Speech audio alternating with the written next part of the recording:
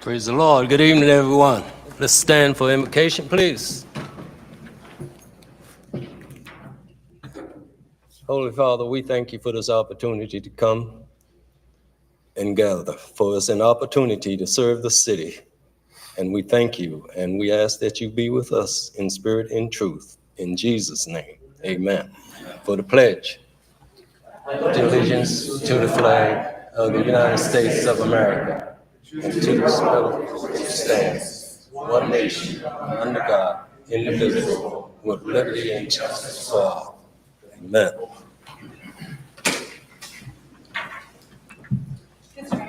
Yes, ma'am. Council agenda is divided into just 3 sections: consent agenda, public comment, and general business. The first section is the consent agenda. It includes routine items that can be approved with 1 vote. May I have a vote, please? Motion. May I have a motion to vote? Motion, pass the consent agenda. Let's vote. I will call for a voice vote. All members have a chance to get in. So Councilmember Feraldi? Yes. Councilmember Mischens? Yes. Councilmember Reed? Yes. Councilmember Timmer? Yes.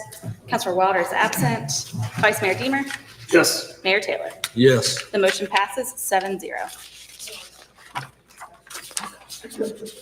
The next section is public comment. Speakers have 3 minutes to talk. If you're speaking for a group, you have 5. City Council listens to your comments and may ask the city manager to follow up. Citizens often have different opinions. To make sure everyone feels comfortable speaking, there is no applause, cheers, or jeers. Do not intimidate, insult, or disrupt others. Do not use profanity, promote businesses, or campaign for office. Agenda item number 5. Hear from a group representative regarding salt and light. Gregory Berry, City Elders. Please restate your name, group representative, and locality of residence.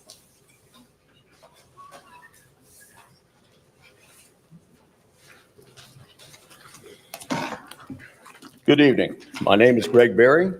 I live in Ward 3, and I am representing the Lynchburg City Elders.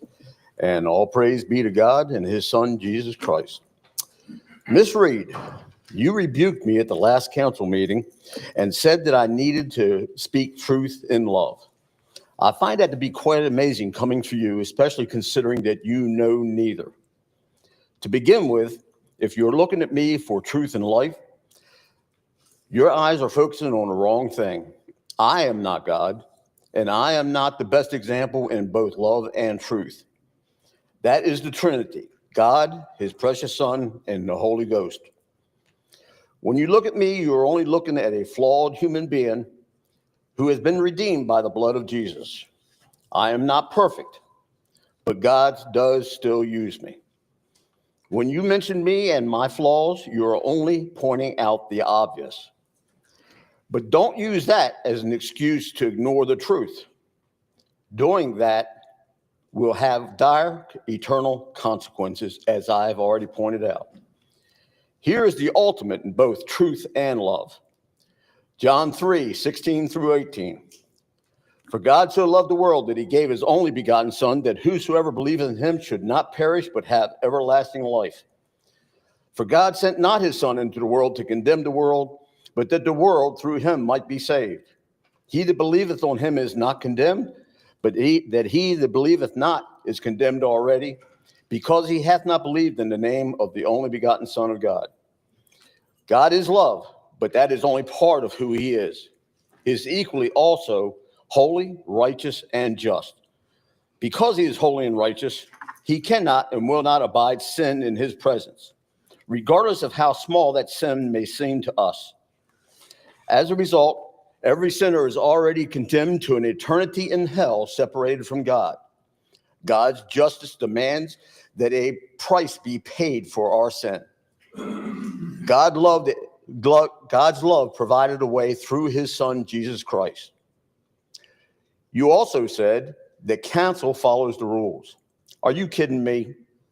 I was here when you violated the rules, allowing one citizen to slander another at this podium. That resulted in a court case that awarded Mr. Hunter $50,000 in damages. You allowed that in spite of the rules. You were here when Mr. Feraldi left the dais to accost me for my comments and an overt attempt to intimidate me. Was Mr. Feraldi disciplined for violating the rules, or was there even an apology? No. You allowed this to be taken behind closed doors, and the public heard nothing further about it. I was here when on 2 separate occasions you chastised 2 different citizens by name for simply shaking their heads in disagreement with you. I was here last year when you circumvented an emergency meeting called by Councilman Mischins and Helgeson. When they simply wanted to hold a press conference, you screamed like a banshee and acted like a raving lunatic. You even called the police department and demanded that everybody be removed. Numerous police arrived, but had the wisdom to refrain from taking inappropriate actions. All those officers came at your beck and call, leaving the streets unprotected to satisfy your vain attempts to exercise power beyond the scope of your authority, power that you don't have. Is that what you mean when you speak truth in love? You followed that by a censure of both Mr. Mischins and Mr. Helgeson that you ramrodded through because they simply tried to expose the corruption you covered up. But let's not forget last June 23. People came here to have their voices heard about proposed tax rates. Instead, you participated in a plan to shut down the citizens. It would have taken too much of your precious time. Just last week, you sat right there condoning Feraldi's malicious, despicable attack, not just on another council member, but on his family. I would ask how low you two can go, but I'm afraid that you would merely think of it as a challenge. Again, truth is telling people what they need to hear rather than what they want to hear.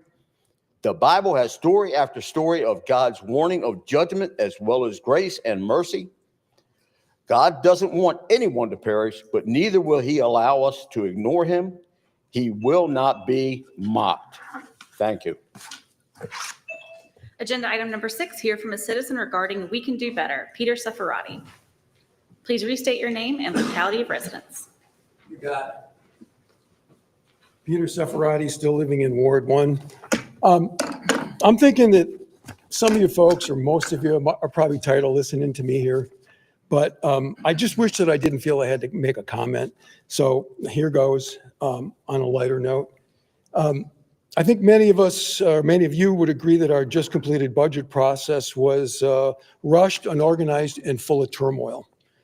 Council was discussing city budget line items on June 30th, the last day of the fiscal year, which should have been handled in March. People familiar with our with the budget process in other cities have told us that they have never seen anything like this budget process that we had before.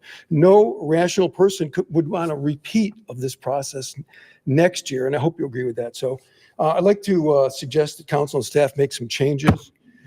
First of all, stick to your budget calendar. Too many decisions and budget meetings were postponed or put off until the last minute, making an orderly analysis and decision-making impossible to achieve. Provide City Council with all requested information and documentation without any delays. Council stated numerous times that the data needed to make good, informed budget decisions was requested early on, but received some of that stuff only very late in the process. You can't be having that here. Start the process with an equalized budget proposal. I think this is real important. If the city manager decides to also provide a grander budget, he will. However, it is more responsible and rational to start with an equalized base and make the case for additions to the budget rather than to ask for the moon and spend months fighting about paring down spending increases. And in the future, please stop calling reduced increases in spending cuts in spending, because they're not cuts in spending. Number 4, make department heads available to the council to discuss their budget needs and to answer related questions during the budget process or in the work sessions. They should be able to sell any spending increases to the council and to the taxpayers who are watching and who are paying for those increases. 5, be open to alternative ideas on operating the city more efficiently. Viable ideas were not given proper discussion this time. So, I mean, really, you can do better with that. And there were some good ideas mentioned. 6, set the real estate property tax rate by the end of April. This is going to remove a major source of contention from the budget process, and it's going to help you all focus on many details in the actual budget. And communicate with the public. Please listen to us and speak with us. We need to be involved in the budget process because you remember the organization chart on page 1 of the budget has the public on top. So spare yourself and the public headaches and tears. The budget process shouldn't rip the city apart. Maintain an orderly business-like attitude. You can do a budget like pros if you pretend to be pros. So until next year, please don't raise my taxes anymore, and good night. And may God give you all wisdom. And Mayor, I'm going to get you a rubber mallet. Thank you, sir. Thank you. Agenda item number 7, hear from a citizen regarding consequences. Ronald Storer. Please restate your name and locality of residence. My name's Ronald Storer, Ward 4. Evening, Mayor Taylor, Vice Mayor Deemer, City Council, city staff. The citizens of Lynchburg and beyond have sadly witnessed the failure of the Lynchburg City Council to collaborate on any issue. This age of media allows Virginia citizens to witness over and over the root of the upheaval in our city government. During his time in office, Mr. Feraldi has single-handedly made the city of Lynchburg a laughingstock in the state of Virginia. Councilmember Feraldi has promoted unprofessional, divisive, and manipulative behavior. Mr. Feraldi ignores the council rules whenever he desires, which this city and this council have tolerated in an honorable Christian manner.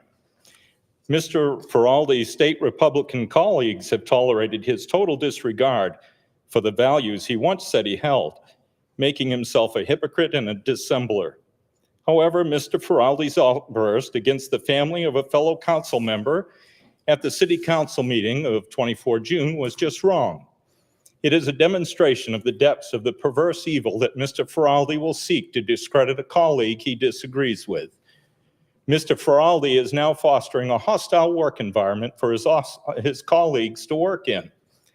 Mr. Feraldi has set the stage to use the city council meeting to humiliate his colleagues when challenged, including their families, even you, Mr. Mayor. As an adult, Mr. Feraldi must understand that he crossed a line. This is not high school. Like him or not, Mr. Feraldi's actions to publicly attack and insult the family of council member Mischins, making lewd, disparaging, and disrespectful comments, bringing into question the legitimacy of Mr. Mischin's children and the faithfulness of his wife, were below what any professional would stoop to in a public meeting to discredit a colleague. Consequences, Mr. Mayor. As much as Jesus loved Judas, there were consequences for his actions. I respectfully request that you take charge of the city council and ask for Mr. Feraldi's resignation to end this madness. Thank you. Excuse me. Mr. Mayor, I'd like to make a motion to reconsider ordinance number 025-055 that we adopted in our special meeting. I'm passing out copies right now. This is not to change the real estate rate, but this is to actually remove language from the ordinance that creates what I'd like to refer to as a magic tax increase in Virginia. Section 58.13321 requires the locality to reduce its real estate tax rate to produce no more than 101% of the previous year's levy, unless specific actions are taken. So I'm making this as a motion to reconsider this and actually readopt the same ordinance, removing the language that is struck through in red on what was just passed out to you, where it says, and for each and every fiscal year thereafter, beginning July 1 and ending June 30th of each such year, unless otherwise changed by council. Just can't remember if it was last week or the week before, but Mr. Feraldi did say something that I agree with, and he said it's time for council to be responsible for its actions. And by changing the language in this, what it does is it requires the council to vote on your real estate tax rate every year, just like the state law prescribes. instead of putting language into the real estate rate ordinance that would automatically increase your taxes when the assessments happen. State law is pretty clear on how this is supposed to work, so I make that as a motion to reconsider this ordinance and remove the, what I call magic tax increase language. I will second this. Speak to you, sir. Sure.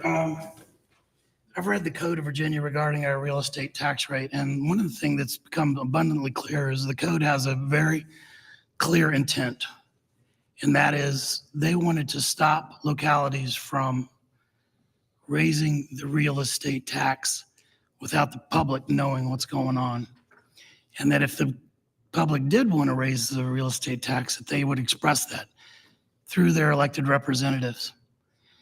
And the code is so clear that that is the intent of the law of Virginia.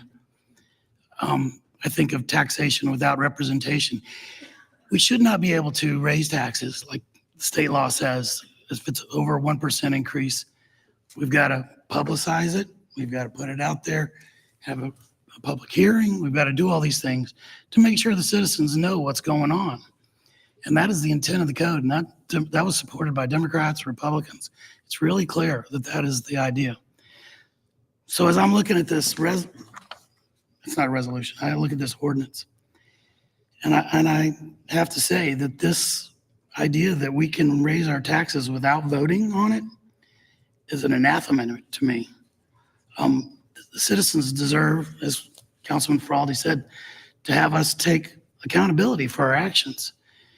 And you called it a magic tax increase, and that's exactly what it is. If we do nothing, then we would have stayed at, the 89-cent rate, I guess, with no vote.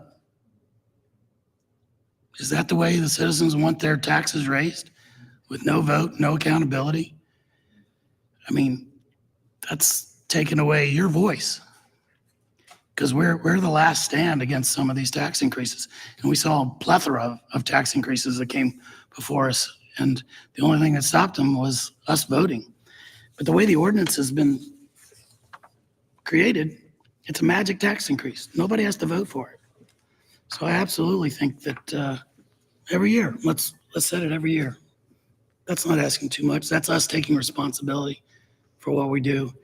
And no magic tax increases without a vote. That goes against everything that I believe in.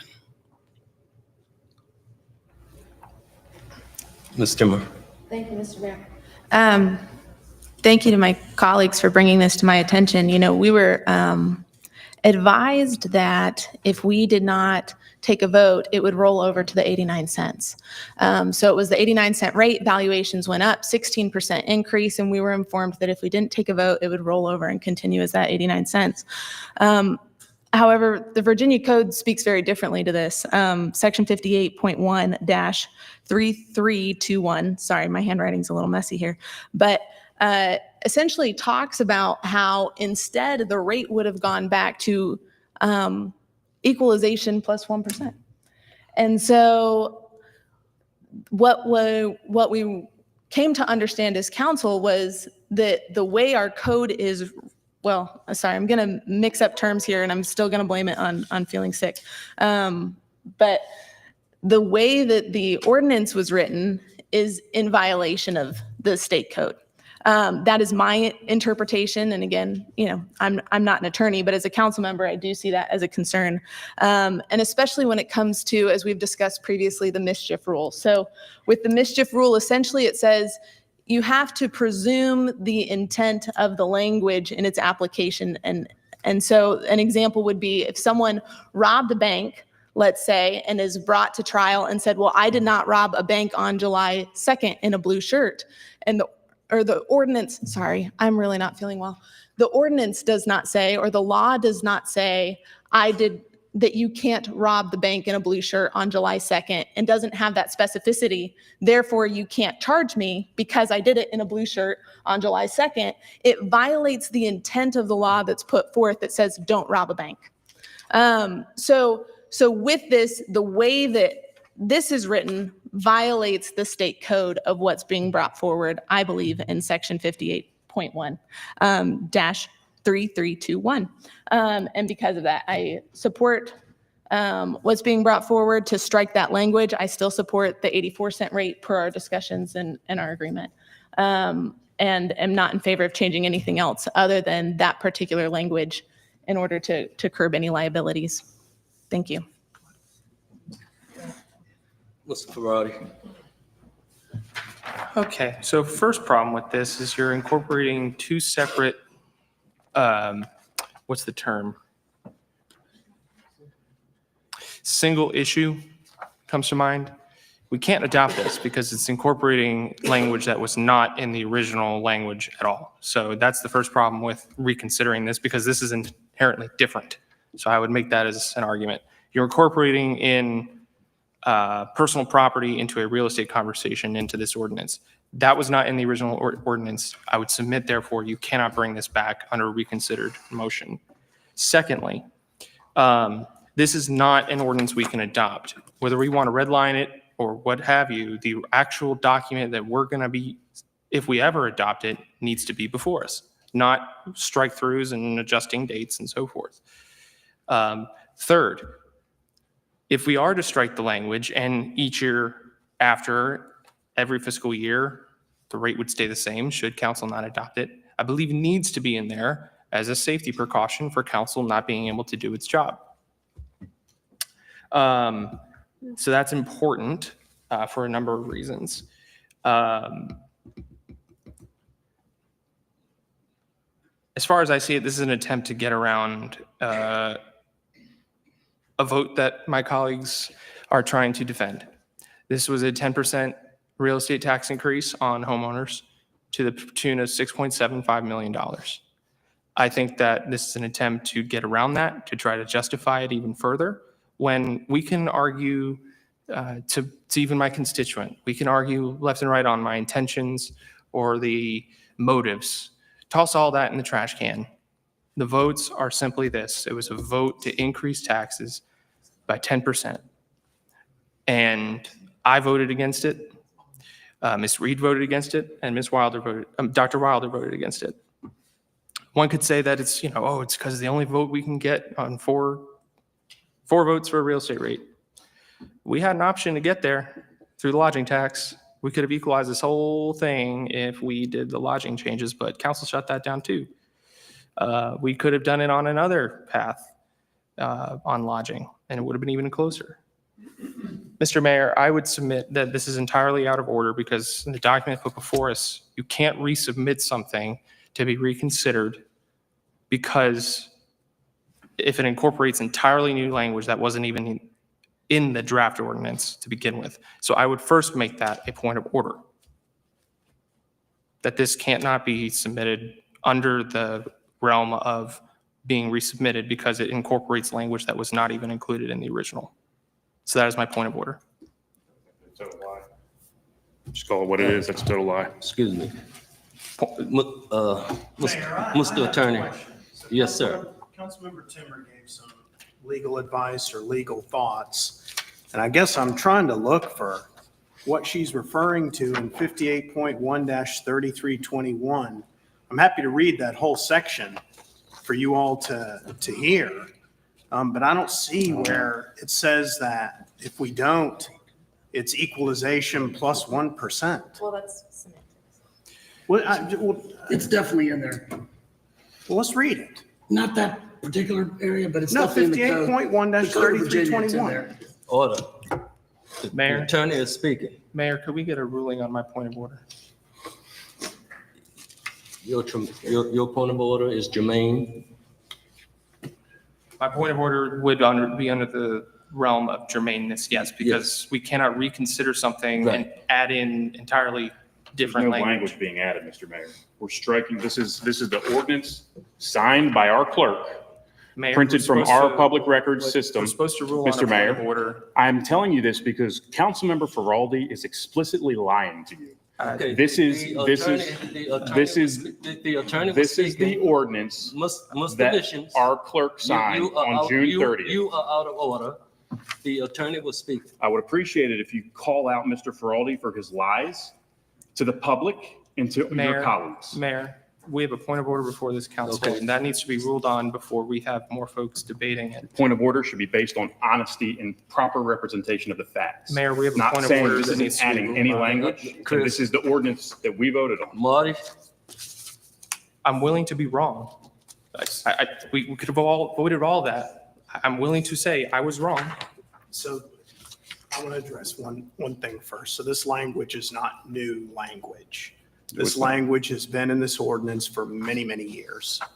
I presume the reason it's in there is for continuity of government.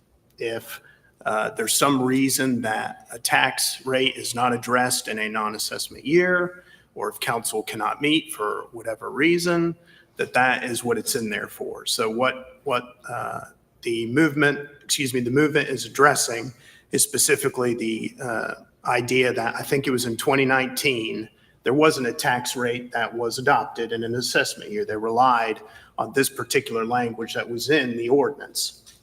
Now, from a procedural perspective, what I would advise council, if a majority wants to go this road, is not to do it by a motion to reconsider, but to simply direct the city attorney or staff to prepare an additional ordinance, striking that language and making it so there's some requirement in there that there is a need to set a tax rate on a yearly basis. So that if that is the goal, it needs to be stated in the ordinance. So that would be my advice, is to do a new ordinance instead of revisiting a signed ordinance, because the public should be able to have the right to see what we're presenting at a meeting with some type of amending language to show what it is and in the title. That's what I would offer on this situation if a majority here wants to go that road. Point of order. We already have a point of we order. already have a Okay. point of order. Go on. So the point of order, the statement that Chris was making, It's multiple, it sounds like it's multiple issues in one yes, motion. yes. So I'm addressing that through a legal requirement. So ordinances usually need to be amended by ordinances. So we're dealing with a motion to reconsider, also contrasting it with the ordinance amendment requirement. So that's what I'm offering as part of the rules of procedure, is that requirement to have a new ordinance to amend an ordinance. I'm willing to Miss- concede something, Mr. Mayor, if So I wasn't lying? if you would know. So the council may vote to reconsider its action on a matter. A motion to reconsider must be made no later than the next succeeding regular meeting of the council, and can only be made by a council member voted with the prevailing side. So with that being the case, that's why this had to be taken up today, because it's the next regular meeting and because I voted on the prevailing side. Now, I would be more than happy to amend the language that we are required, just like as you suggested, to vote on a rate every year. And if a majority would support it, I would like to revisit this potentially in August, and I'm willing to withdraw my motion to reconsider it as it is right now if we have a majority that's willing to look at the language recommended by the city attorney in August to force the council to vote on a tax rate every year. I think that is absolutely critical. Mayor, may I? Yes, sir. I would submit that what has been done here is improper. A motion to reconsider is only to reconsider.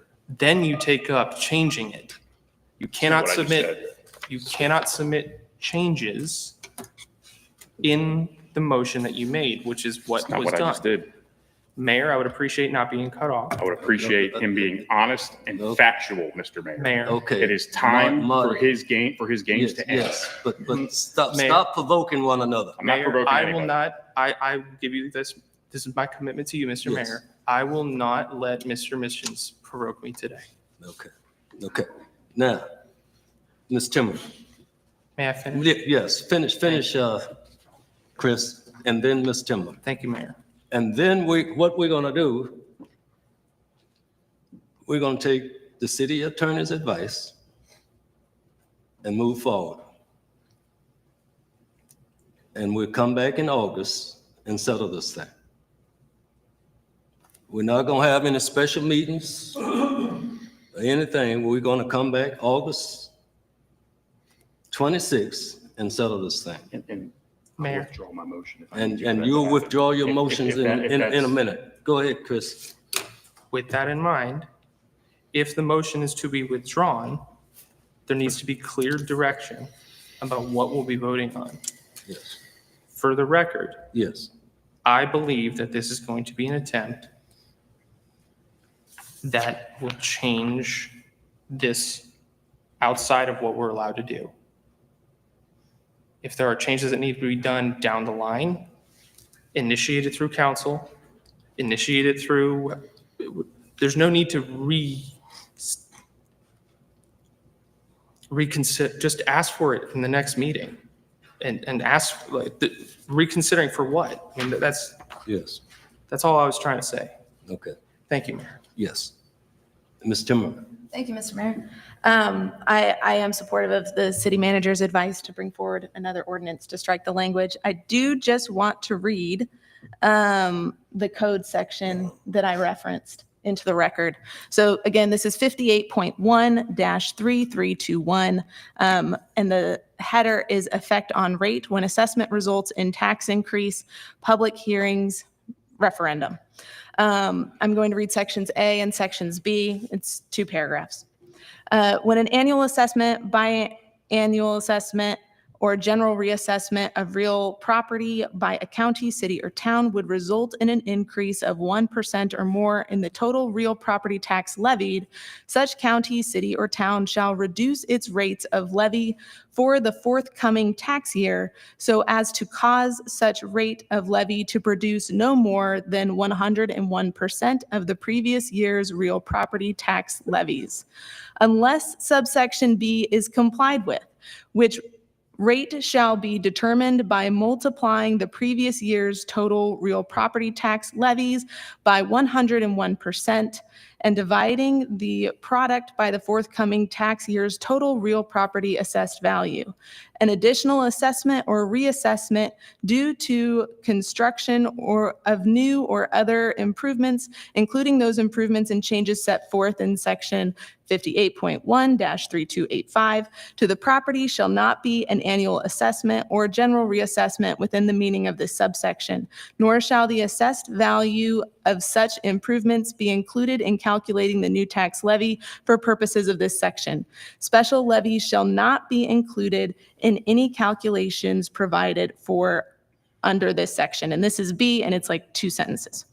The governing body of the county, city, or town may, after conducting a public hearing, which shall be held at the same time as the annual budget hearing, increase the rate above the reduced rate required in subsection A if any such increase is deemed to be necessary by such governing body. Thank you, Mr. Mayor. So B was what council complied with. When we in this voted. instance. So once the public hearing was held and rates were proposed, and it's my understanding that that has been done in the past, and that's probably why that language is in there, because that is standard operating procedure when there is these proposals for these notices of rate increases. So that's the law. I don't, it's not to say it's never happened, but I have never seen the instance that was described by Councilmember Timmer. Mr. Deemer. So it is in there. It's definitely in there. And I think the people responsible for publishing these notices and complying with this laws are very aware that it was in there. So I'm a little concerned that the inference was that it wasn't in there by people who certainly knew it was. And when it comes to this, I'm amenable to putting this off. I don't want to be silenced, though. I want to make sure we don't have magic tax increases in Lynchburg. And this section of the ordinance basically goes against what the Code of Virginia is trying to encourage. The code's intent of our legislators in Richmond is clear. If you're going to raise taxes over 1% of what they were, you got to have a vote. You got to publish it. You got to have a public hearing. You got to do all these things. It's meant to keep the citizens informed and involved. And when you say, oh, in an ordinance, which is city law, not state law, city law, that, it'll automatically unless otherwise changed by council, it'll revert to the previous year. I mean, unless the apocalypse happens, I'm sure we'll be here to vote, and we'll make sure I'm there that day, and I think we all will be. And what I don't want is a robot that just says, oh, you politicians don't have to get on record. You can avoid voting for a tax increase if you just let the ordinance ride. And that almost happened this year. So, that's not an unreal risk. A vote, an increase in taxes without a vote. So I hope we can relook at this. I think it is the intent of the code that we've all heard read to us now, that this not be an automatic, robotic, magic tax increase without us taking responsibility for our actions. This is us taking responsibility every year, setting that real estate rate, which affects so many people. And I understand why some people might not want to vote on a tax increase and just I didn't do it. It just happened. I'm sure politicians would love that, but that is not the way it should work. And nobody on either side should be interested in magic tax increases. Ms. Reed. One, by show of hands, everybody on this side of the partition, who has a law degree? You? Who else has a law degree? Two. Just making sure. Thank you. Also, I understand that some people up here might, it sounds like, be regretful for voting for the very tax increase that they were telling everybody was really, really bad. I get it. I hear you. It is bad. So funny business. I see the funny business that was pulled out and prepared again as a surprise for something that was not on our agenda. Again, that certain people clearly knew about that we didn't, and was surprising us tonight. We got to stop with the funny business, wasting our time. We'd all be home. Ms. Timmer's very, very sick. She told us upstairs. We should be respectful of her time and let her go home and get rest. And we're doing funny business. We finished the budget. Thank God we're finished with the budget, and we're pulling this crap out tonight. And now we have to come back in August and do this again because you guys are embarrassed. No, absolutely not. This should not come back in August. We're done. This has nefarious all over it. No, we need to be done. We got it finished. This has an agenda of its own. Let's move forward. We've wasted time. It's not necessary. We just need to get on with what we need to get on, have our break that we all desperately need, and vote on the one thing we need to vote on tonight and get home. This is ridiculous, Mayor. Seriously. Mr. Wilder. Yeah, I left out for 10 minutes and I thought we had a quick little session. I ran back and I don't want to say I'm confused because they held that against me when I said that one time, but I just don't understand where this came from. Mr. Mayor, have you seen this? Did you know about this?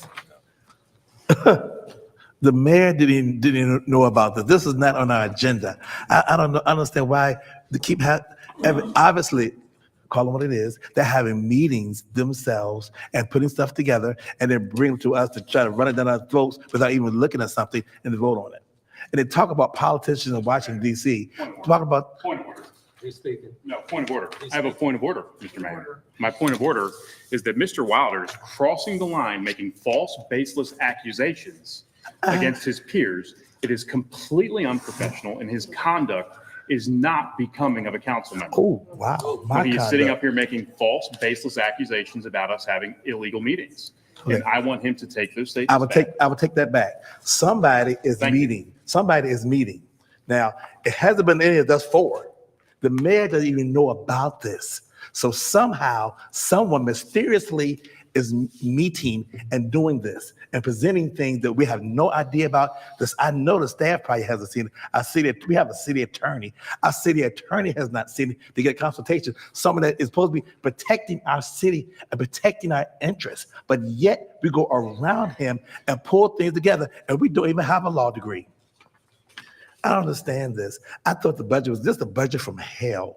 I thought it was over with. I was so excited that it was done, but yet it's back again. Let it die. Let's move forward. We have hundreds of people in Texas that are dying in a flood. We need to be praying for them right now, not continue to bring something back to our community that our own mayor doesn't even know about, nor have our city even made our city staff that hasn't even made comments about. We need to move on and let this go and work, see how we can make Lynchburg a great place to live, work, and play. We talk about division. This is the vision.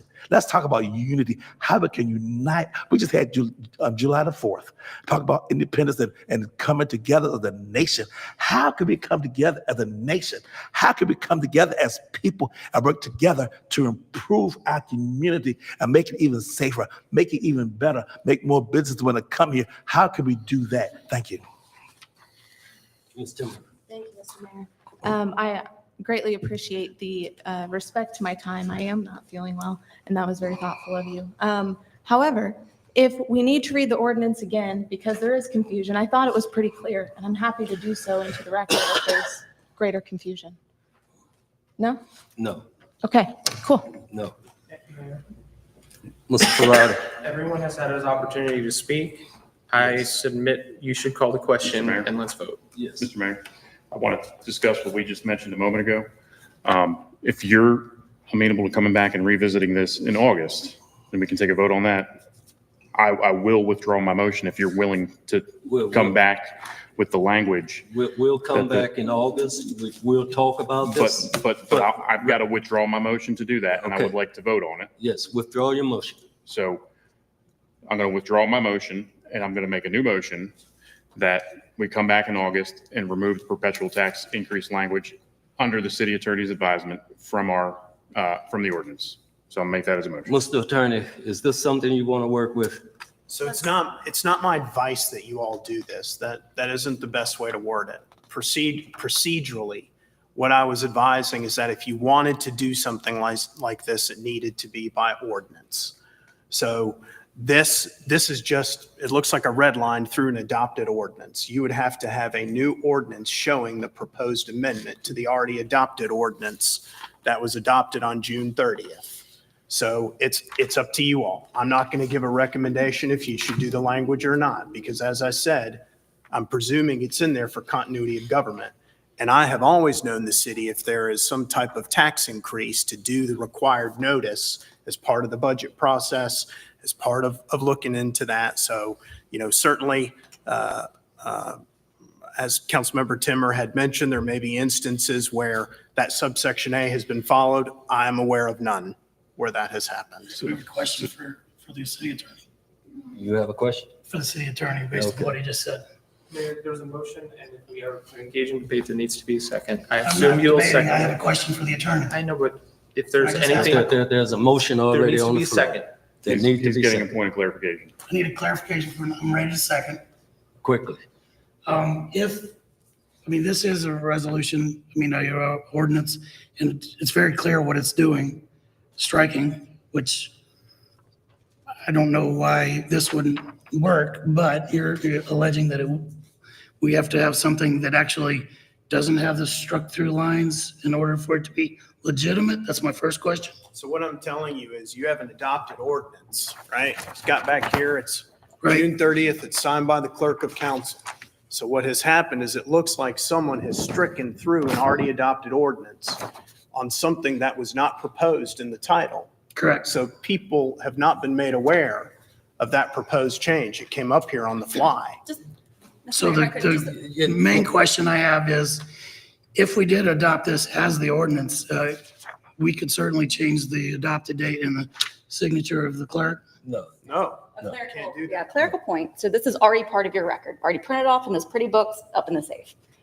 So I cannot go back and strike through and put a new adoption date. So it would need a whole new record. That's why I'm saying you need a new ordinance presenting the proposed change. So, Mr. Mayor, That was my question.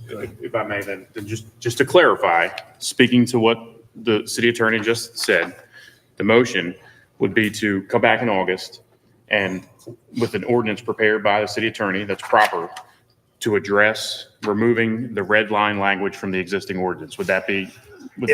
It'll show, without all the underlines, it'll show just the strike through as a proposed ordinance. So just like you're used to seeing, and the title will describe what we're doing. Correct. And if there was, and if there's something specific that you say, you mentioned like language about council must vote on a tax rate every year. If that's something you feel like strongly needs to be in there, I'm open to that too. So that's just to be I'll clear on the second. motion. Here's a motion. So what you want to do, instead of having a real estate rate adjustment every 2 years, you want to do it every year. No, Mr. Mayor, this prevents us from having to ever vote on a real estate rate the way this is worded. And what I want to do is make sure when the assessments happen, right? And the assessments increase the value of people's property, that this council is responsible for voting on a real estate rate. You know, the four of us, we voted to lower the rate. We voted on a rate, Absolutely. And I stand Okay. behind that because And we that's stopped still the one at staying. time 0.5. okay? And this isn't Now changing you the rate. want, now you want to change the ordinance altogether. No. Now you want to change the ordinance. What's it written? You want to change it altogether. Mr. Mayor, that's not correct. What we want is council to be accountable for its actions. Right now, the way the language in this is a perpetual, permanent tax increase. The city attorney just said it himself. In 2019, I think he said it happened, where the council had reassessments. They never voted on a rate. And the citizens, I remember, got a tax increase. And city council never voted on a rate. But the state law is clear. The state law says if you don't vote, it's supposed to go to equalization plus 1%. This language is, in my opinion, and you know what? I don't need a law degree because I had citizens elect me to make law as a local lawmaker. I don't need a law degree to speak to a local ordinance because that is our job. That's what we do. And I don't believe it's appropriate for us to do perpetual magic tax increases that occur over and over and over again without any action by council. It's just very interesting to me to see how in the last 2 years, this has become a council that they just don't ever want to vote on anything. Okay, Right? Ms. Timmer. So that's the motion. Thank you, Mr. Mayor. I support the motion on the floor. Ms. Reed, I'm sorry, I was snarky earlier and I do apologize. With the 84-cent rate, I voted for it. I'll vote for it again if I have to in order to change the language. It is a tax increase, but it is a reduction from what it would have been if we didn't take a vote based on the language that was presented in the ordinance to us by city staff that I do believe is in conflict with state law, law degree or not.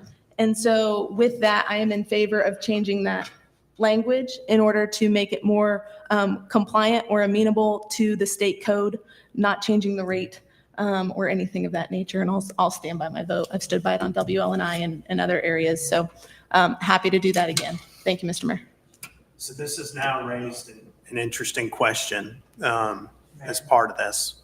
One is if the intent is not to vote every single year on a tax rate, then the date would need to be modified to follow the assessment years. It would have to say July 1, 2025 through June 30th, 2027, or whatever that date is, okay?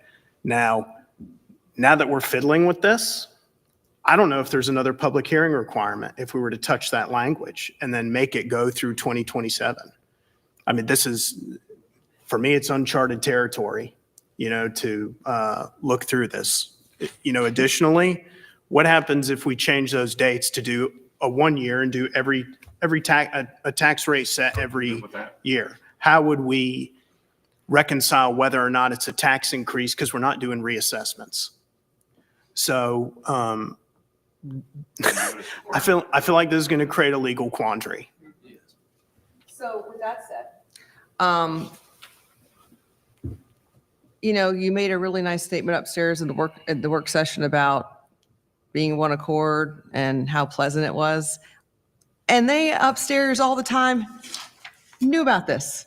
As you made that comment, sir, the whole time, had it with them, knew the trickery they were going to pull on us tonight, as you said that.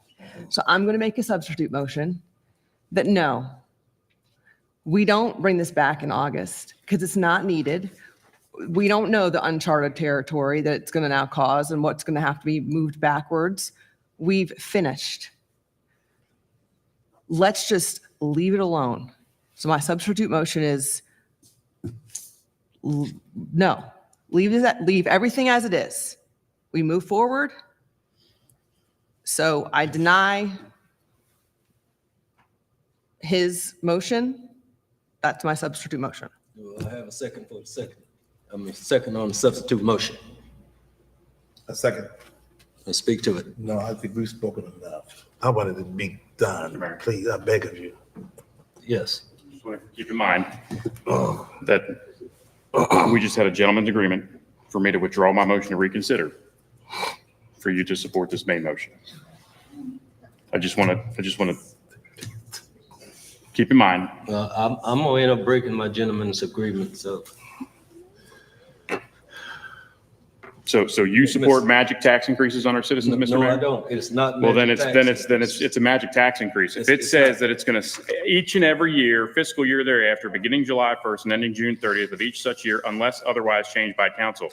That means tax increases without representation. That means tax increases without a vote. That means people are going to show up, they're going to reassess the value of your property, and you're going to pay more if council does nothing. And that's what the three people on the end of the dais here were counting on to happen with the 89 cents.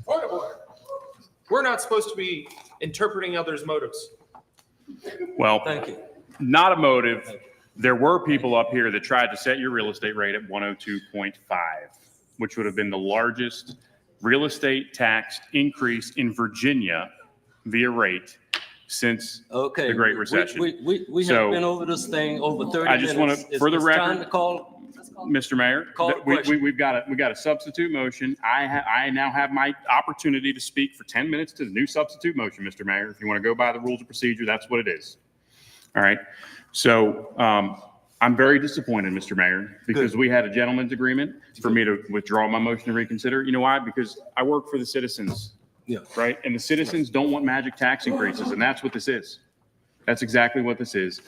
It is completely in opposition to what state law is very clear about is supposed to happen if we don't act. It's supposed to be equalization plus 1%. But see, this is the kind of stuff that they do to get around it, right? This is the kind of stuff that they do to get around it.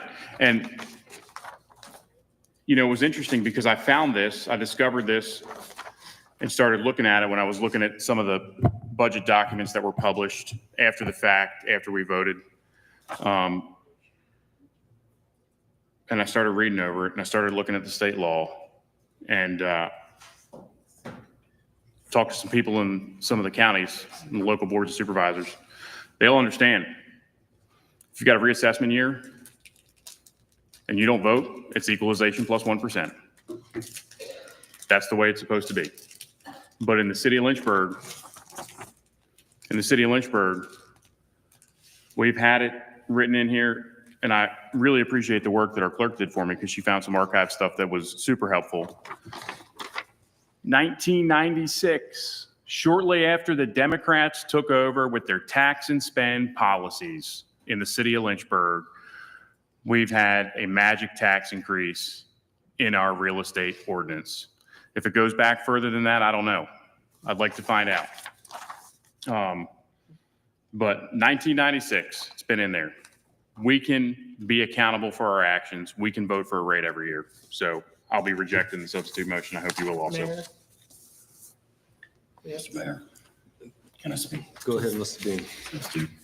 Dean. I'm proud of my vote for the 84 cents, just to be clear. It saved us from an 89 cent, which is, I'm telling you, I talked to my people, they were happy that I did what I did. We were backed into a corner and we had little choice. I was as adamant for the equalization rate as anybody, tried to introduce it multiple times. Clearly, that would have been better for our city, certainly better for the taxpayers. But politics is a game of compromise, and I took the lesser of two evils, basically. But I'm proud of it, and I'm not embarrassed by it, as I've been accused. I'm proud of it, and I'm proud to spend every second talking about this that needs to be taken, because this is for the people. If we don't do this, and this robot continues to sit out there raising our taxes without our votes, I hope there's people that don't get reelected because they're voting for a magic tax increase with no representation. And that should matter to everybody, Republican, Democrat, doesn't matter. That is definitely not the way our founding fathers wanted this to happen. It's not the way the General Assembly wanted this to happen. They put it in state code. And I don't have to be an attorney. I worked in government for 50 years. This is in direct conflict with state code. And I don't know if you were around when it got passed, but your defense of it now is telling, because you don't have to be an attorney to know that's absolutely in conflict. And I'll ask the city attorney, if there's a conflict between state code and city ordinances, just answer real quickly, yes or no. Is state code prevail?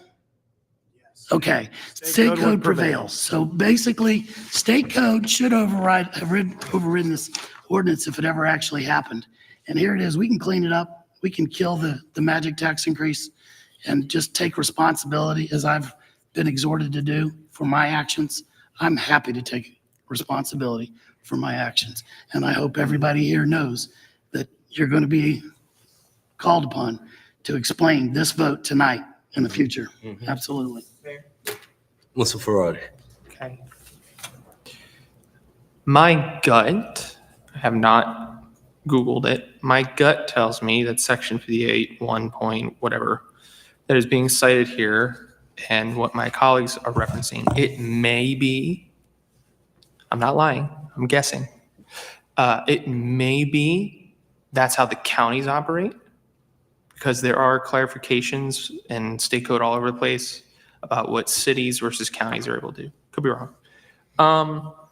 I just wanted to say for the record that I am so, folks can disagree with how I do things. I have apologized, how I was raised to apologize when I have been wrong, and I will continue to do it.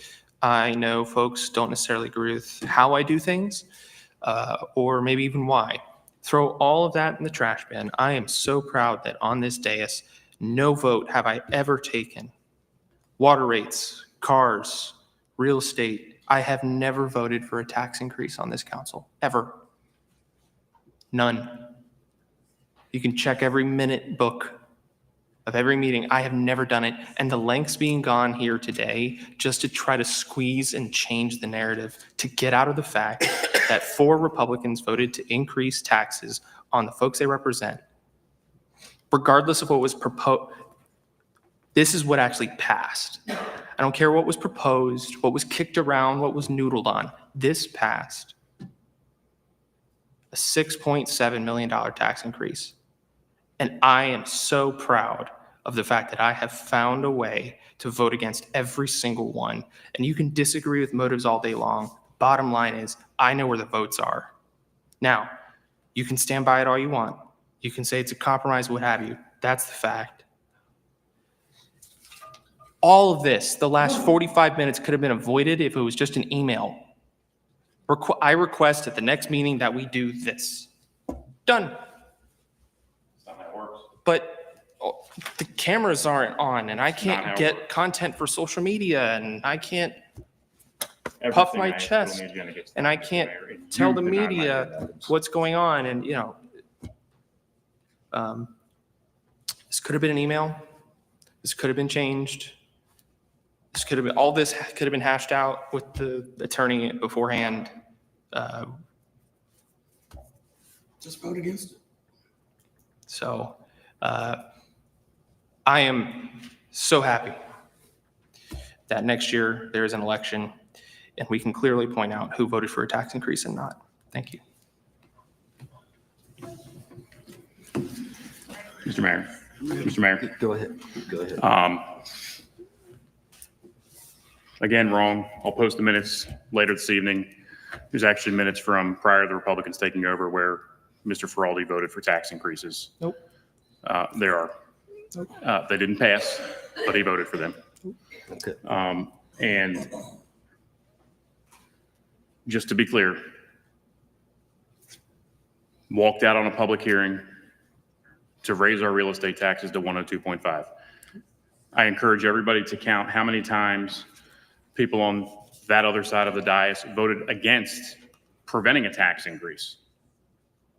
Equalization was proposed at least 3 times,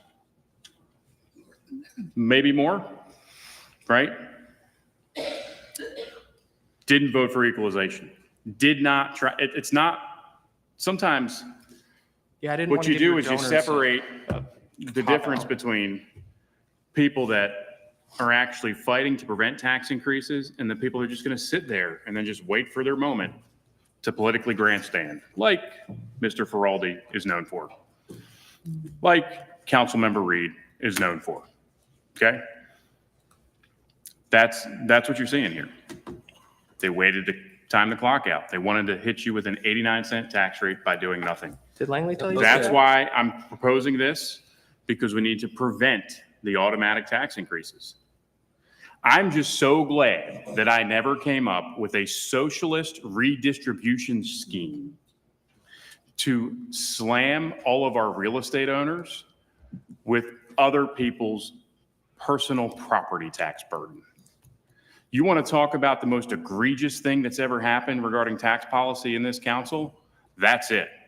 That was straight up socialist redistribution of wealth, taking money from real estate owners to pay the burden on people's decisions that they make on the vehicles that they buy.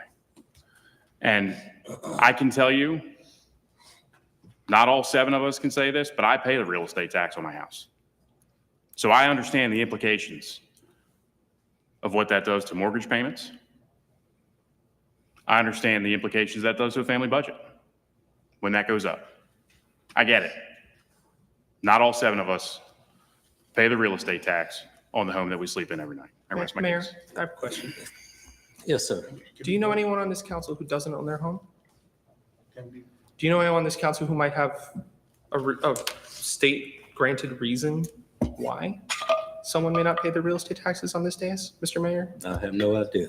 Yeah, okay. Yes. So Mr. Mayor, are we supposed to not, like, I apologize for, we're not supposed to bring up family in this dais. Is that correct, Mr. Mayor? Didn't do that. Well, Don't- that's what Mr. Missions is doing. No, I did not, Mr. Mayor. Don't do that. Yes, you I did are. not. Okay,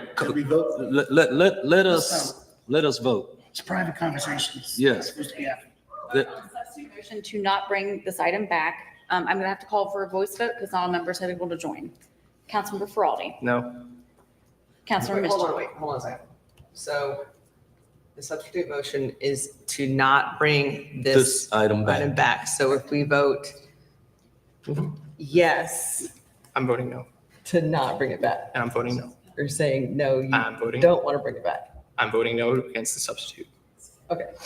So if you vote yes, you're voting yes, you do not want This to is bring it not the back. time for a lesson.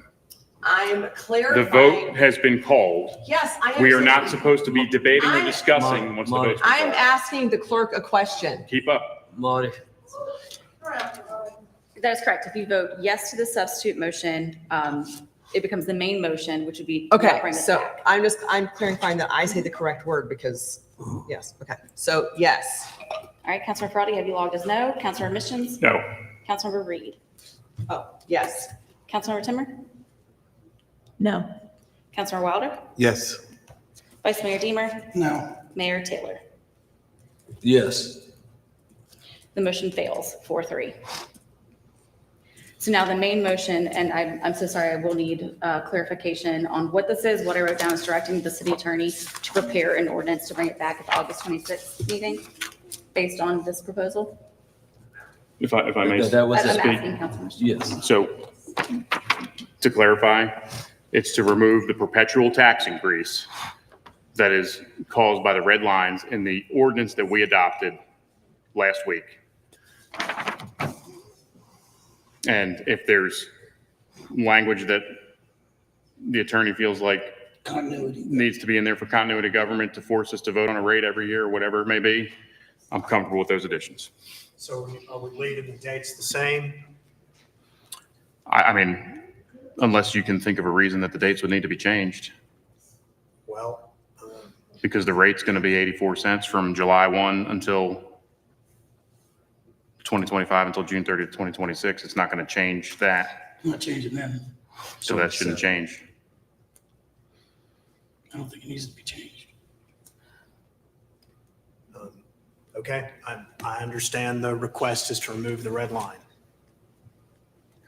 The language behind the red line. Yes. Thank you, sir. Now, I've heard a whole lot about magic tax. Okay, I've been in Lynchburg 36 years. City council has always come together and adjusted the rate. I have never been taken by surprise. They have always, whether they raised it, well, it's always been raised until we got here and lowered the tax to 89, the rate. And this year, with your magic tax, we lowered it to 84. No, that wasn't with our magic tax. Well, If we've done nothing. that's what you're saying.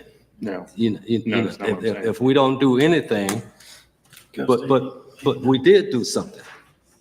We did something. We took action.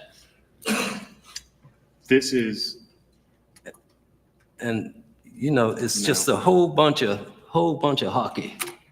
Everybody is always, I see, want to get a hold of something to make themselves look good. That's not it. And we're supposed to be about the citizens. that's what this is about. That's what this is about. And this is not, you know, who gonna sneak in here and adjust the rate at their will? Nobody. We have a council here. We set the rates. You're completely misunderstanding what's going on here, Mr. Mayor. Mayor, he's disrespecting my Yes. And let us vote, please. Mayor, I have a request. Yes. I would say this entire thing has been out of order because it was not submitted to staff and be requested to place on roll call. That is a point of order, and therefore it must be ruled on. According to our rules of procedure, because Mr. Missions changed his motion, this is now, must be submitted to staff to be placed on the agenda. Mr. Mayor, I'd like to see the portion of our rules of procedure where it's supposed to show up in roll call. Fine, work session. I'd like it quoted. Fine, work session. It says work session. That's my point of order. Okay. Where does it say it, Mr. Feraldi? I don't know, you call me a liar wherever I point it out, so I'll leave it to the Okay, attorney. we got a motion on the floor to vote on. You have a point of order, Mr. Mayor. Point of order. They're looking. Okay. But he didn't state. It says here under section 4.1, any council member may request that items be placed on the agenda by contacting the clerk of council at least 7 days prior to the meeting for which the council member wishes the item scheduled. The clerk of council shall place requested items on the agenda for the next regular meeting following the request. Such items requested to be placed on the agenda shall first appear before the council during a council work session for discussion. So it sounds like without a formal change to the agenda that's currently before city council, the point of order is currently in order and correct. So, Mr. Mayor, with that being said, Mayor, may I be Mr. Mayor? recognized? So Mayor, you are able to rule on the point of order. I'm willing to Yes. consider withdrawing my motion, if you just give me a second, which Mayor, will eliminate the You point need of to order. recognize him, and I'm requesting to be spoke. Mr. Mayor. To have the floor. May I have the floor? Yes. Thank you. Mayor, I move the portions related to general business item number 8, related to our calendar, as we discussed at our work session at 3 o'clock, which is on our agenda. It is the next item. I move adoption of the calendar items as presented Point of order. to us. Point of order, Mr. Mayor. What's your point? Point of order is that you never ruled on his point of order. We can't move on to another piece of business until you rule on his point of order, Mr. Mayor. What was your point of order, Chris? My point of order is what the attorney stated. What the attorney was That stating? the item that Councilmember Mischins is requesting is properly before a work session unless the agenda tonight has been formally amended, which it has not at this point. So what we're talking about is not on our agenda. So Mr. Mayor. Clarification. I got a point of clarification. Mr. Mayor. I thought that, Councilman Mischins, I thought that the mayor had to rule on the point of order. Point of I'm clarification. waiting for the ruling, Mr. Mayor. Yes. So wait, all wait. of the votes that we've taken up to now were improper and out of order? Is that what you're saying? What I'm saying is I gave an opinion on the point of order. Other matters were not raised on a point of order. I take points of order and advice as it's requested, or if there are legal matters that need to be addressed as it relates to adoption of ordinances, votes resolutions. were out of order and you didn't say? No votes were out of order, but no one Mr. Mayor. ruled any motion or called a point of order on any motion that was I before see. council. I see how it works. Mr. Mayor, Yes. just to alleviate all this, I'm going to go ahead and withdraw my motion, and then you don't have to rule on the point of order. And I'm going to go back and make a motion to reconsider, which is in order, to Mayor, using this mercy. this ordinance. I'm making a motion, Mr. Mayor. I have the floor. stop recognizing Using that. this ordinance Just stop to- giving him the floor. to, Can't silence us. thank you. That's obvious. Using the ordinance that was before us, that was adopted, to strike the perpetual tax increase out of it. That is in order. And the reason that is in order is because this is the only opportunity that we get to do it. The only opportunity we get to do it, to reconsider. The council may vote to reconsider its action on a matter. A motion to reconsider must be made no later than the next succeeding regular meeting of the council and can only be made by a council member who voted with the prevailing side. That would be the 4 of us. In the event of a tie vote on the original motion, any councilman may introduce a motion to reconsider. Mayor, I have a point of order. The motion cannot interrupt deliberation on a pending matter, but is in order when action on a pending matter concludes. A motion to reconsider may not be used in a land use decision involving rezoning or conditional use permit. Mr. Mayor, I have a point of order. That is not a germane motion. The motion must be to reconsider standalone. You cannot change language and motion to reconsider at the same time. That would not be We do it all the proper. time. I'll second that proper motion. That's absolutely in order. We combine stuff all the time and you do it all the time. So I'm not listening to that anymore. Mayor, that needs to be ruled on. That the motion stand? Trying to deny me from making the motion to I'd like to reconsider, speak Mr. to Mayor. my That's what he's second. The doing. motion stand. All right. Okay. I'd like to speak to my second. Again, this is very clearly in order. This is the only chance we have to even do this, based on our own rules. It's the only opportunity to do it. He meets all the criteria. He voted on the prevailing side. It's the next meeting. If you don't let us do it at this meeting, it sounds like, there's never any opportunity again. So we need to do it now. And I absolutely believe this is a critical vote for the people of Lynchburg. They need to understand, this isn't shenanigans. This isn't playing games. This isn't whatever, the accusations are. This is simply changing the ordinance so that we don't raise taxes without a vote. If you are for raising taxes without voting, Raise your voice at me. if you are for raising taxes Don't you without, raise your voice at me. sir, I can speak at the level that I can be heard. I can barely be heard with this voice anyway. Please let me speak. Okay. This is important to me, so I will raise my voice. Okay? There's no rule against me speaking louder. And I want sure Lynchburg hears me. If we're going to vote for tax increases, so be it. I did it. Told you I'm proud of it. But if we're going to go forward with this ordinance the way it is, one more day, you're voting to take away your power to have any influence over it going in the future. This is your power. Because if we don't do anything, and it almost happened this time, the taxes would have gone up to 89 cents, and it has happened before. So it is a real thing. It's a real risk. And people, I hope you're watching, because if you're for magical tax increases, you need to write down this vote. This is going to be the vote you'll want to remember when you go to the polls.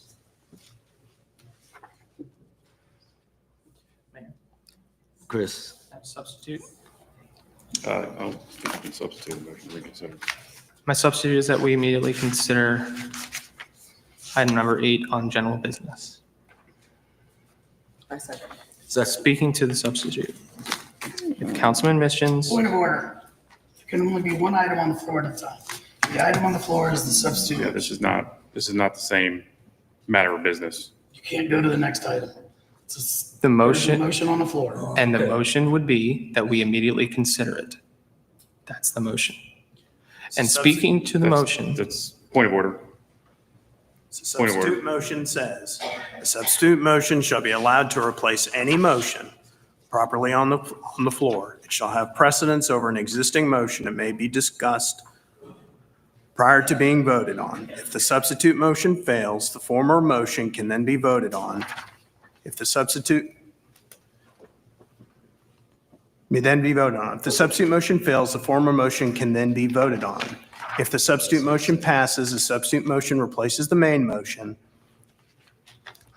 and the new main motion will be considered and acted upon by the council. No more than one substitute motion may be made. If a substitute motion passes and replaces the main motion, no further substitute motions may be made. Mayor, may I speak to my motion? Speak to your motion, Chris. Let's vote on our business, get out, go home, Yeah.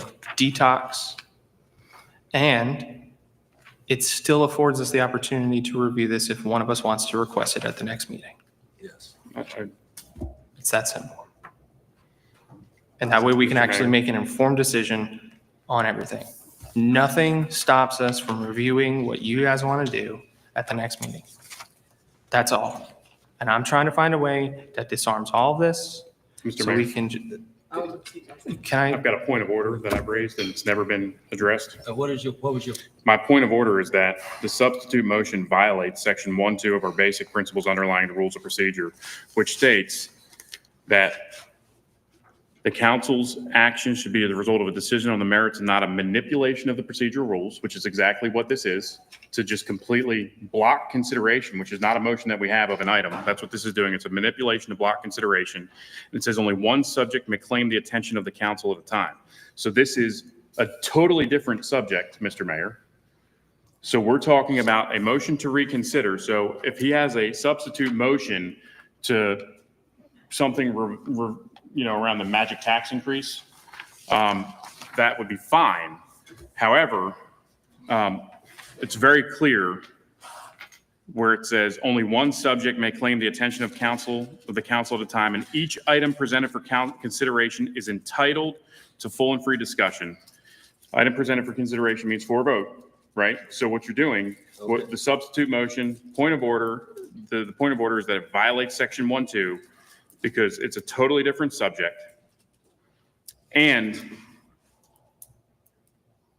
that it's a manipulation of the procedural rules. Those are in section 1.2 of our basic principles underlying the rules of procedure. we have two motions on the floor. No, it's not two motions. We have a point of order that needs to be ruled on, that his substitute motion is out of order because it violates the rules of procedure, because it is a different subject, section 1.2D, and that it is a manipulation of the procedural rules, section 1.2C.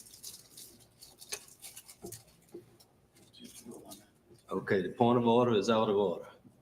Point of order is never out of order. It's not. It's either you rule on the point of order. I'm ruling on it. You just rule on it. I just ruled on it. Yeah. Point of order is no good. The point of order is always in order, Mr. Mayor. Now, I don't know why we have this. what, Stephanie? Okay, so I agree with the substitute motion. We need to move on. If you want to bring it back in the work session on the 26th, go for it. And I just want to remind everybody the art of deflecting. So we went from City's going to buy the Genworth building, or bought it, and City Hall's moving down there. We went from blaming the city staff for everything, and nobody can get any information from city staff, and that's why we couldn't see budget paperwork.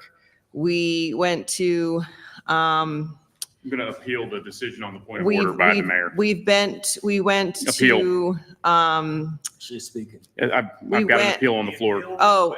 The appeal has to be called immediately upon the ruling. we went to, the budget's not balanced.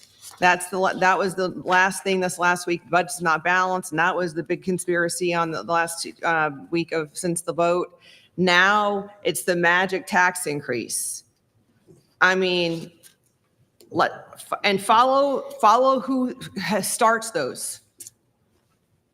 It's from the same people. How many red herrings?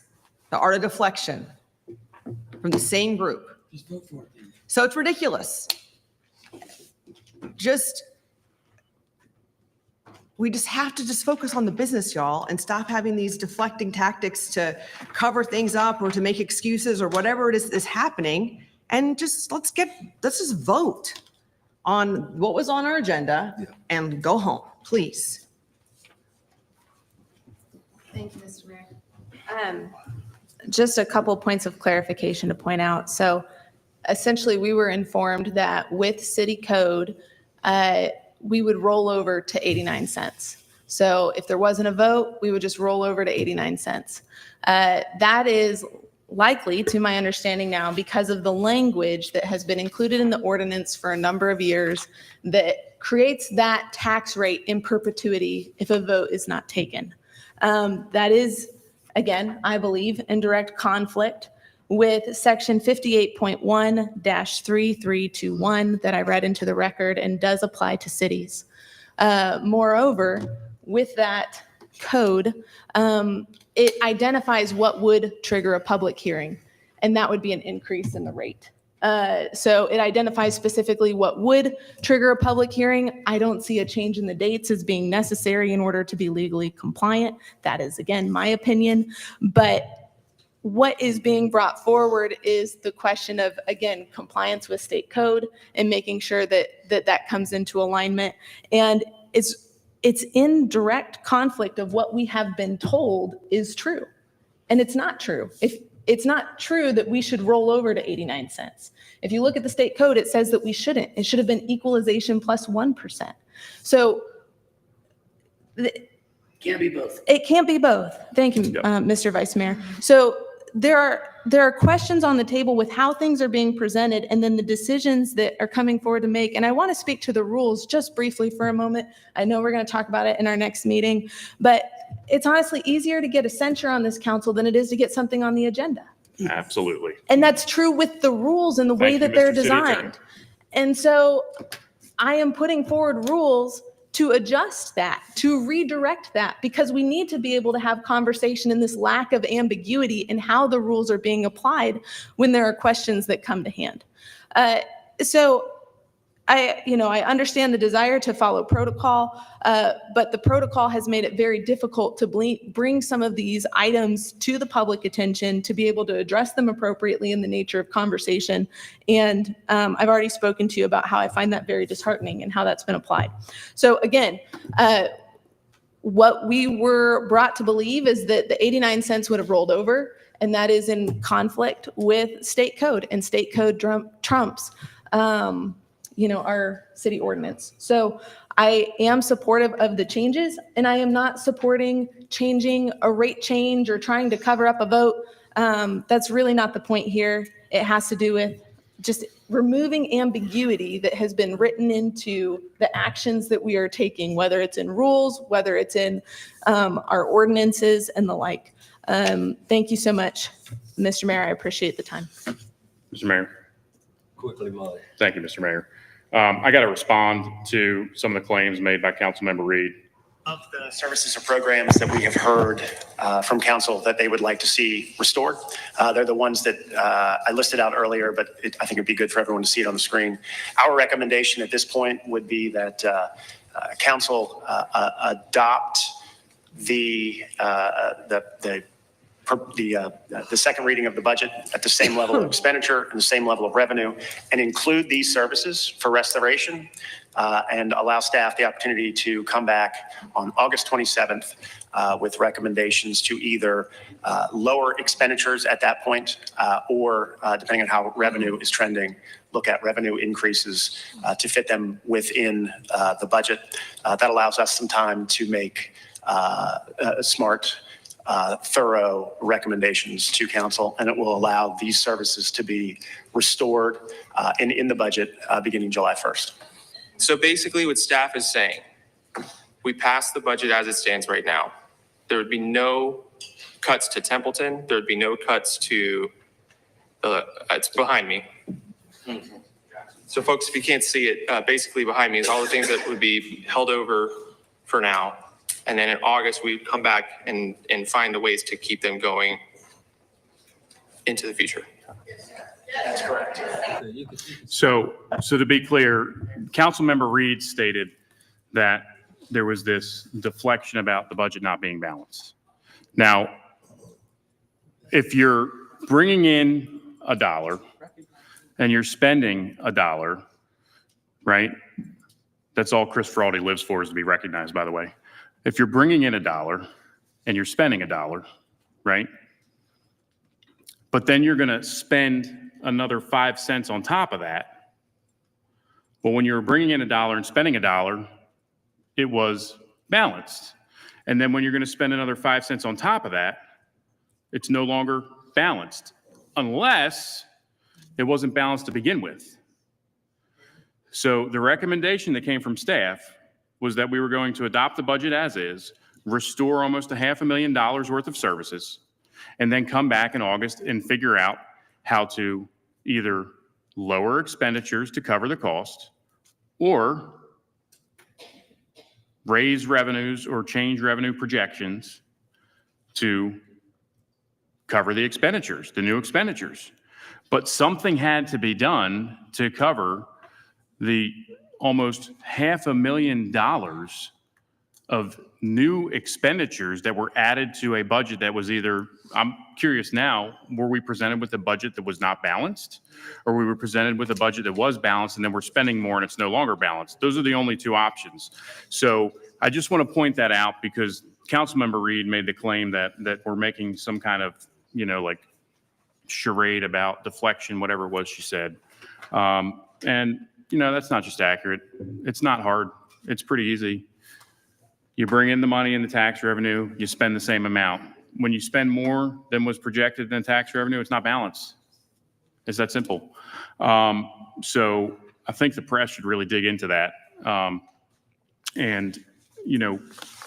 It's really unfortunate to see how this has just been mischaracterized and demonized like it's something that it's not. It's very simple. You deserve representation. The way that you get representation is through votes of the people that you elect. The single most important thing that we have to deal with up here is how your tax dollars are spent. Spent, right? Because right now, the way this city is being governed is by spending. That's it. We aren't driving the policy. I found a beautiful set of standard operating guidelines that were published in a fiscal year 2007 budget for the city council and the council manager form of government, right? And it says that it was adopted by council. I'm working with my clerk to figure out where and how that was adopted and if it was ever rescinded or changed. Because I can tell you right now, we aren't operating in this council manager form of government anything like those guidelines say we should operate that they did back in 2007. And that is a huge part of this problem. But you deserve representation. And you deserve to know where your elected officials stand. And you don't want to have to just elect people that are just going to sit by and twiddle their thumbs and do nothing while your taxes go up and your taxes go up and your taxes go up. But they never voted for a tax increase. But they also didn't vote to decrease your taxes, and they also didn't vote to stop a tax increase or to lower the degree of the tax increase. All of those, okay? So this is not a game, Mr. Mayor. I understand. I think you called it hockey, maybe? Is that the term you used? I completely and totally disagree with your characterization of that. That's not what this is. This says that you deserve to be able to hold your elected officials accountable with a voting record. And the only reason you would be opposed to this is because you want to spend all the money, but you don't want to be held accountable for the tax increase. And you know what? There's only a handful of things that I voted to spend money on. Our public safety, our teachers, our criminal justice system. I didn't vote for the rest of the budget because I believe in supporting what's essential. And I hope you'll reject the substitute motion, Mr. Mayor. I hope we can go back and we can address this properly. I don't agree with your ruling that I was out of order on my point of order, but voting for the substitute motion is voting against the concept that our citizens deserve to be represented. It's that simple, Mr. Mayor. And with that, I call the question, Mr. Mayor. Mr. Ferrari.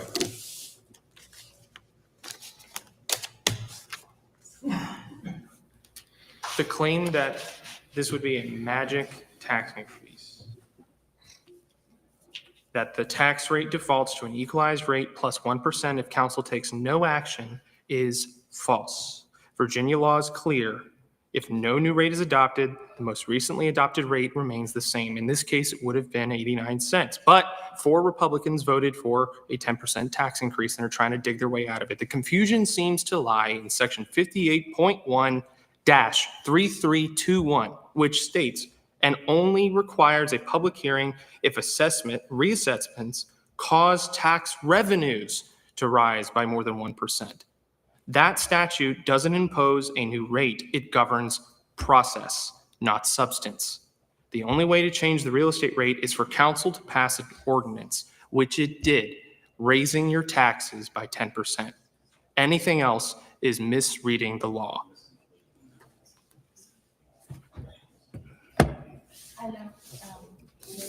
We're going to close, Mr. Mayor. We're gonna vote. Well, I'd like to read the law again. No, we don't need to hear the law. Apparently we do. We've heard it already 13 times. We read it And it's several been times. misapplied several times. So I'd just like to read it in the context, and I'm happy to take a vote. Quickly. Thank you.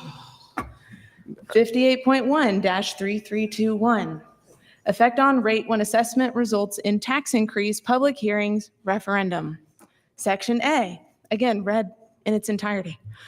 When an annual assessment, biannual assessment, or general reassessment of real property by a county, city, or town would result in an increase of 1% or more in the total real property tax levied, such county, city, or town shall reduce its rate of levy for the forthcoming tax year so as to cause such rate of levy to produce no more than 101% of the previous year's real property tax levies, unless subsection B is complied with, which rate shall be determined by multiplying the previous year's total real property tax levies by 101% and dividing the product by the forthcoming tax year's total real property assessed value. An additional assessment or reassessment due to the construction of new or other improvements, including those improvements and changes set forth in 58.1-3285 to the property shall not be an annual assessment. I'm getting some text messages. Assessed value of such improvements be included in calculating the new tax levy for purposes of this subsection. Special levies shall not be included in any calculations provided for under this section. And then B, the governing body of a county, city, or town may, after conducting a public hearing which shall not be held at the same time of the annual budget hearing, increases the rate above the reduced rate required in subsection A if any such increase is deemed to be necessary by such governing body. Thank you, Mr. Mayor. Still says it. Okay. Ready for a vote? This is for the substitute motion to move to agenda item 8. That's correct? Yes. Okay. Substitute motion to move to agenda item 8. Councilmember Ferraldi. Yes. Councilmember Mischins. No. Councilmember Reed. Yes. Councilmember Timmer. No. Councilmember Wilder. Yes. Vice Mayor Deemer. No. Mayor Taylor. Yes. The motion passes 4-3. Yes, Mr. Ferrari. Mayor, I would move adoption of the calendar portion of agenda item number 8 as presented to City Council at the work session this afternoon. Second. May I have a motion? Second. Mr. Mayor? Yes.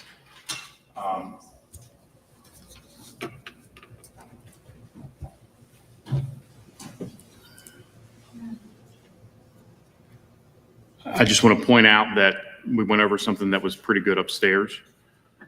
There's a lot more capacity in this room, and it was cleared up that if we ever get too full upstairs, that we can recess and come down here. I think that's my preference is that we have everything down here. If that's not the preference that everybody else wants, so be it, that's fine.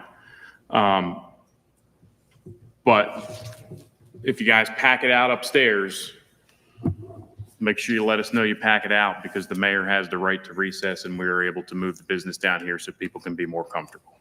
So if you guys start showing up in force and packing out the room upstairs, we can bring stuff down here.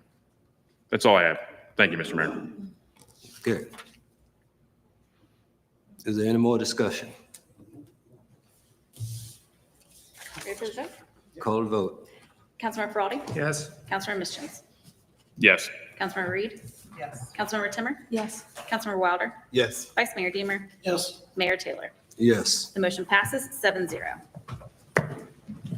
Okay, our next regular scheduled meeting is August 26th at 4 p.m., second floor training room. Motion to adjourn. Motion to adjourn. Second. You're good. Well, I'm taking the vote. You got it.